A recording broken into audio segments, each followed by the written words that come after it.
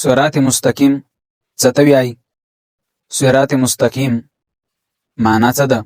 او زه پر صراط مستقیم یم او کنه، اولیا له صراط مستقیم څخه رد سپم، نو بیا به زه څه کوم؟ دا صراط مستقیم دغه یوه دعا ده چې موږ یې په هر لمانځه په هر رکعت کې غواړو، او که دا د تلک یوه لیاره ده.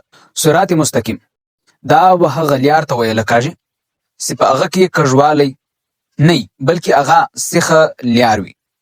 دغه لیار چې کومه د الله تعالی په قرآن کې ذکر کړې ده، او دغه لیار د تمامو انبیاو کرامو وه، او تمام انبیا کرام پر دغه لیار تللي. نو دغه لیار لټول او دغه لیار غوښتل او دغه پزنول ضروري ده. چې کله ستا د منزل لیار کږه وي، سیده یا سیخه یا نیغه نه وي، نو ته به کله هم خپل منزل نه ورسې. لکه د دې یو مثال وکړو، ته ډېر اسماعیل خان نه ځې، مقصد او منزل د ډېر اسماعیل خان دی، خو ناس د ژو په کوچ کې ته د ژو بخوات رواني، پیدل رواني یا په ګاډي کې، نو ته خپل منزل ډېر اسماعیل خان یا دیرې له نسې رسېدی. نو دغه نمونه که ته په بله لیارې او ته وایې چې زه به د الله تعالی پر دا اهدنا صراط المستقیم دا د سیخه لیار باندې ځم، ورو به نه راسي.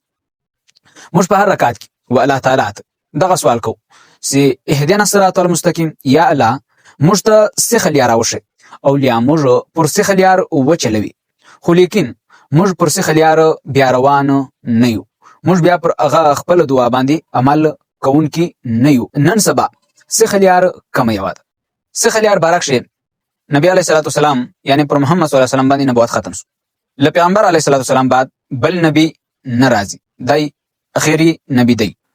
اوس که یو سړی سیخه لیار غواړي، هغه دغه ده لکه الله تعالی ته موږ په سورة الفاتحه کې وایي اهدنا الصراط المستقیم، یا الله ته موږ ته سیخه لیار راوښیه، او دا سیخه لیار الله تعالی یې زه تاسو ته سیخه لیار درښیم. لذلک الکتاب ځاښه یې واخله تر وناس پورې زما په قرآن کې حرام، حلال، پاک، ناپاکه، د جنت او د جهنم، د ښو او د بدو، دا ګډ د زندګۍ اصول پکښې ذکر دي.